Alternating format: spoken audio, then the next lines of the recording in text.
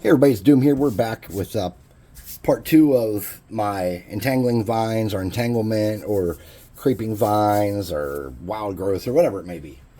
So what I'm going to do is I'm going to get a big brush that's got some soft bristles and I'm going to start working this up. I've just got some burnt umber from Apple Barrel Walmart paint with a dab of water in it. And what we want to do is we want to really hit the ground and not worry about the vines at this point. You could do your vines in brown if you want to. Maybe I will, actually. Yeah, we'll do the brown. Heck with it. We'll do the vines in brown, too. But we won't do the leaves in brown. You know what I mean? We'll do those in green. Of course, I just got brown all over my leaves, but hey, what else? And I just use this watered down because there's some cracks in here where even I don't even think the rattle can got. So I just kind of want to make sure that we have a solid dark brown base going, so that we can have good results. Can you guys see good? I hope so. A couple videos lately, I had gotten really good about staying in the frame, and then I've been kind of wandering back out of the frame with some of my work again. And thank God I have supportive people in my life that tell me, Chris, you're doing a bad job. Because believe it or not everybody calls me Doom. For example, my parents do not call me Doom. At least not to my face. Some of my children call me Doom occasionally when we're playing video games and stuff, because that's my video game name. And a lot of my online friends who have known me for many years and know my real name still call me Doom for some reason. And that's okay. I don't mind. Some of the guys from my guard unit call me Doom. Even some of the Army reservists call me Doom still that I talk to. So, some regular Army people, not so many. Let's see. I think we kind of got it pretty brown there, don't we? Mostly. Let's get some of the excess out of these deeper spots so it dries better. Okay.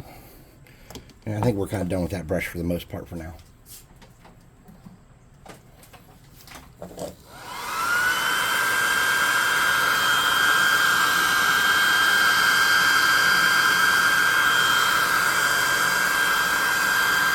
I think it's going to look sharp. Maybe. If we get a good color scheme of greens and browns, it should look okay.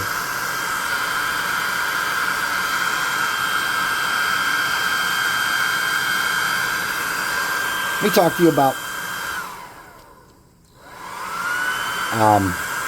using spells like this underground. You might think, oh, well, it wouldn't work underground in a cave. Well, think about this for a minute. If you're in ruins and there's some vines coming through the wall, well, there you go. If you're in a cave and there's some vines or some moss or something, there you go. You can make this spell work for people in places that might not be ideally or realistic, so they can not lose the abilities of the character they're playing. Because what's more frustrating than playing a character and 90% of the places you go, you can't do its abilities, right? That's got to be super frustrating.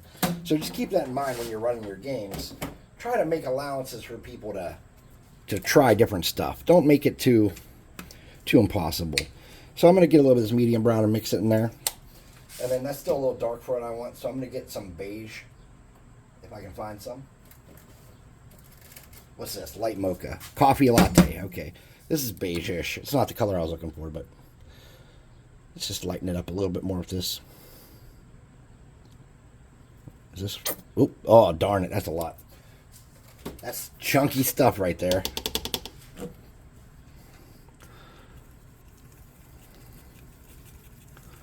Okay. And we're going to wipe a lot of that off. And we're going to use that to create some variation in different spots and to get some of the pools of the other color that we just had too much paint that's not drying up. Okay.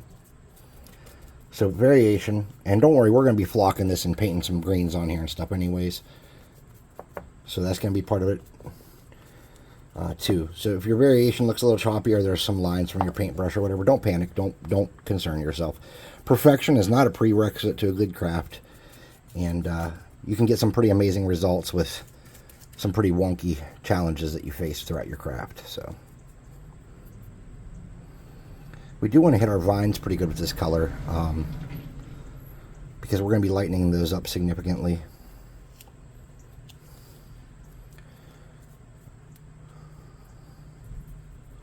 Throughout the process.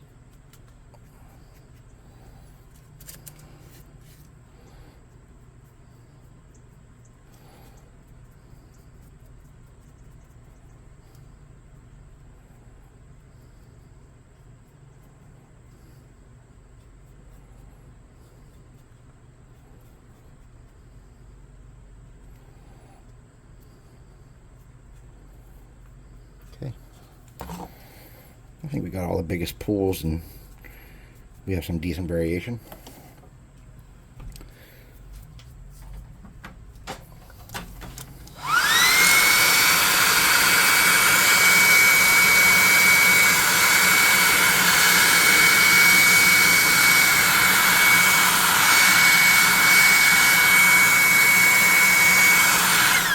All right, let's get a light brown. Maybe. That's caramel. Not quite what I wanted. Here we go. Light mocha. No, that's not what I wanted either. Damn you, I want beige. Where's my beige? Apparently I own no beige. Oh, there's beige. It was in the wrong container. Let's get some beige. And some of that color we just had. Let's switch to a smaller brush.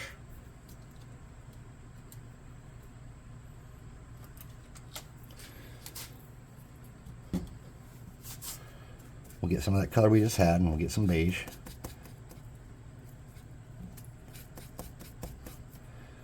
Let's start touching some of these piles of dirt here.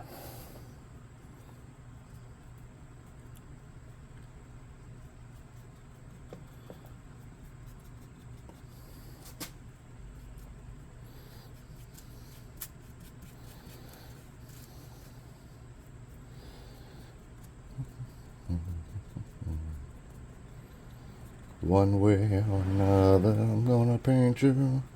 I'm gonna brown you out, mother. One way or another.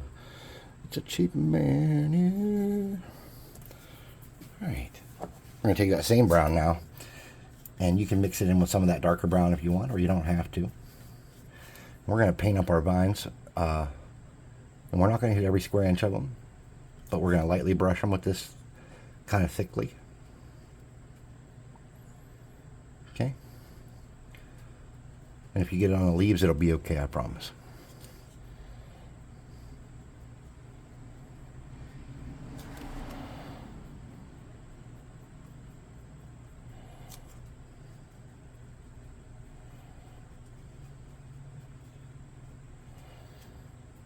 My little boys are up at their grandparents' house showing off their school clothes. Our family's close. My dad and mom and I, there was a period of years where we were not close. I was gone, and then when I came back from the Army, we reconnected and started speaking again, and we are a very close family. I was very rough around the edges when I was young. Long before I was old enough to join the Army, I knew I wanted to work in a job that was violent. And I mean, since I was little, I always just kind of knew I was just an angry person. And I needed an outlet for it. And the Army was that.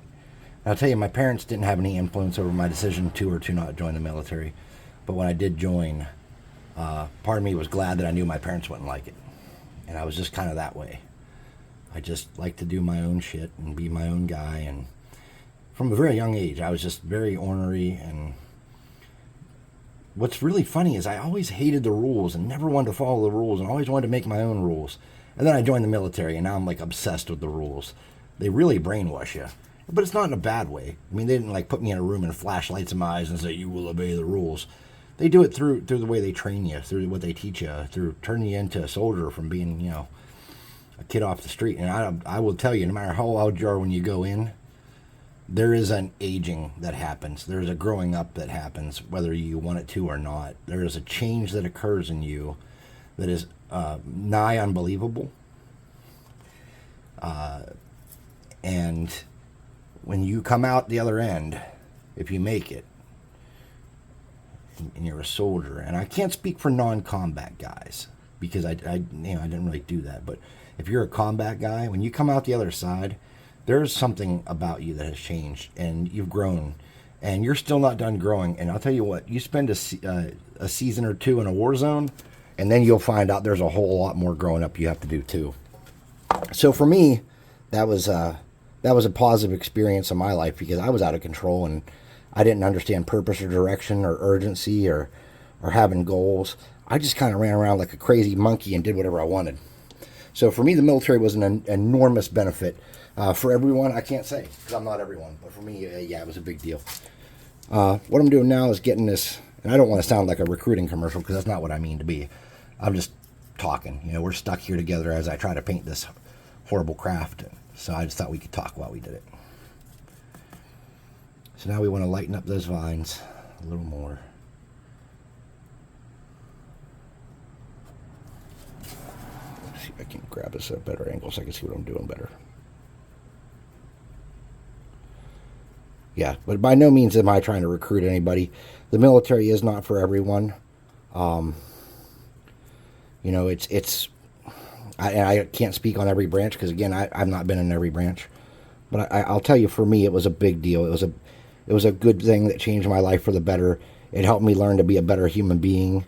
It taught me about self-sacrifice and about caring about others, about making decisions that benefited others over myself, about the importance of respecting a chain of command and authority in the world, and understanding why the status quo works.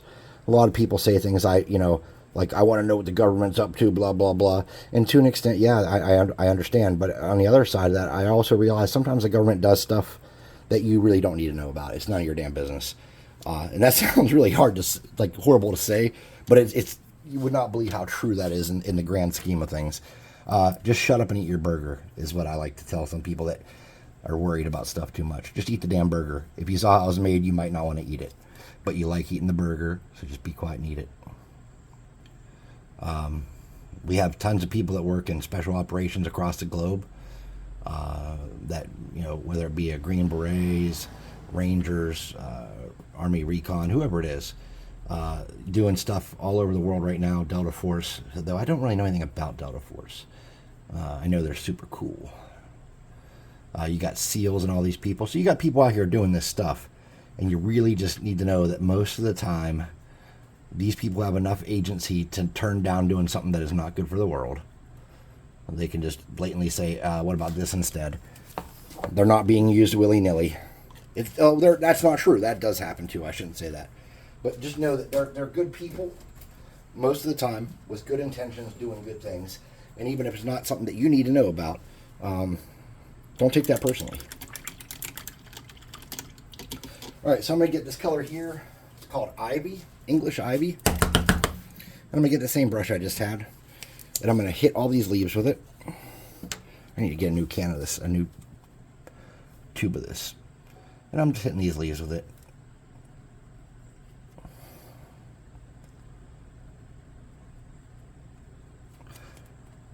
I regret being preachy about it. I shouldn't be telling you people stuff that's not my place to tell you. I'm here to show you how to have some fun with your spare time. I'm not here to tell you about the world. It seems like lately more and more I've felt the urge to discuss the world. And that gets dangerous. You should not use any kind of platform you have to manipulate and change the views of others. You should use that platform for what you intended to use that platform for. All too often now, especially in this politically charged climate, there are people that are using any platform they can to give their 2 cents about what's going on. And I don't want to be that guy. I do want to talk to people about real world stuff like being kind to each other and stuff. Don't get me wrong, that's important. We need to teach each other to be kind as humans. We need to remember that.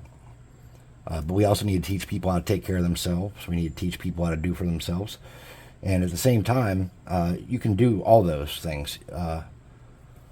You can teach people how to be kind. You can help people, and you can teach people how to help themselves, all in one fell swoop. And but it's not a political message; it's a humanity message. That's a fact. So what I'm gonna do is I'm gonna take that same color, and I'm gonna kind of wipe some of that off the brush, and I'm gonna hit some of these dirt piles to liven those up.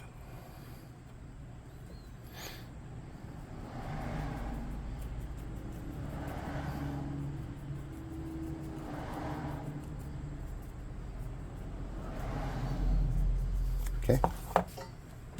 Now I'm going to get a brighter green. This is called marsh green, I think. No, palm leaf. Okay.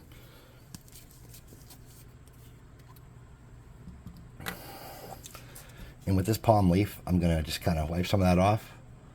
And I'm going to hit the skinny side of some of these leaves with it. On the top side.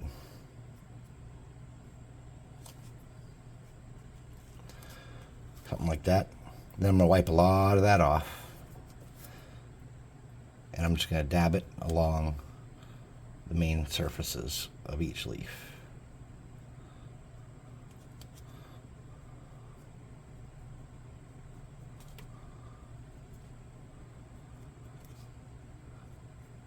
I even think that it would help to come back with one more little light color on these, but we don't want to overdo it or turn this into too long of a craft. So I'm going to take a little bit more of that.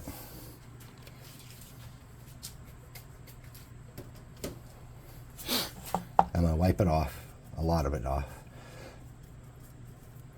And I'm just going to kind of come around and put a little variation on those dirt piles to make it look like there's different types of green growing there. Something like that. All right, so now we got our big boy job to do. Let's get a cheapy brush, one of these yellow plastic ones maybe, and let's get some glue, clear glue.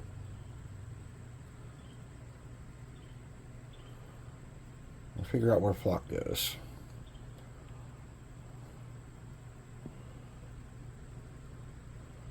At this point, you guys are probably like, Doom, just shut up. You've already lectured us enough.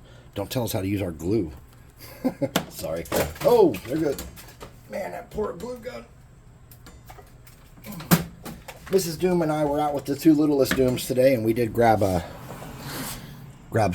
new glue gun for me in case this one catches on fire. But I don't know if I'll like it. It was really cheapy. I got it at one of those like warehouse stores where they have like a bunch of stuff that's overstock.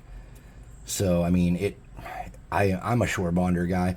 Okay, I'm snooty. Like, I used to be so poor that I would use anything to craft anything and not think twice of it.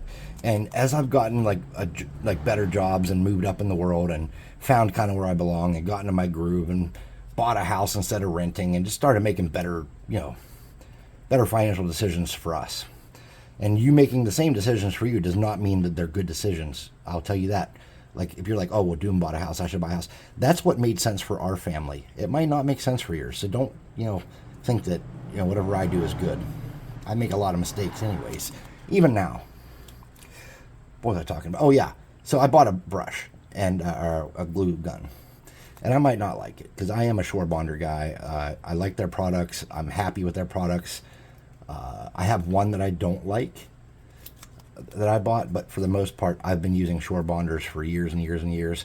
I bought one at Michael's or Hobby Lobby or somewhere with one of the 50% coupons a long time ago, and I've just been kind of on that. So even now when I have money and they don't have the 50% coupons and stuff, if that's the gun I want, I just grab it from there. I don't have a Michael's near me. I have to drive about 30 minutes to get to one, and I'm lazy and I don't like to drive because I drive a lot for work. So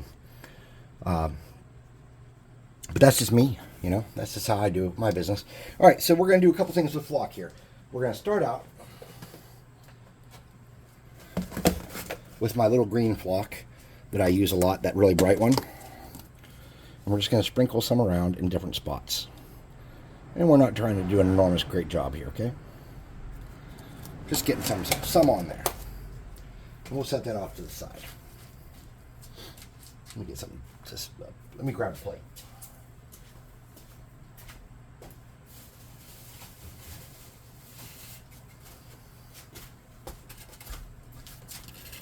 All right. Now I'm going to get a dark green. Oh, it's labeled dark green. This is my medium green. And I'm going to sprinkle some more on there in spots where I want it, but not everywhere. And then I'm going to get my brown.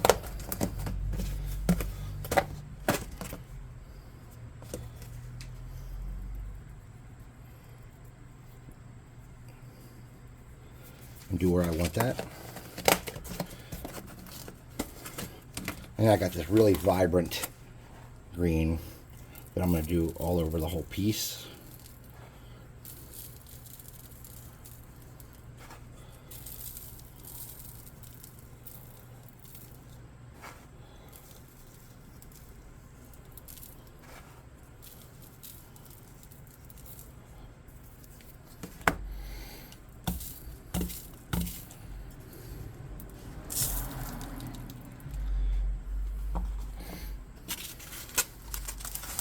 Then I'll fold that in half.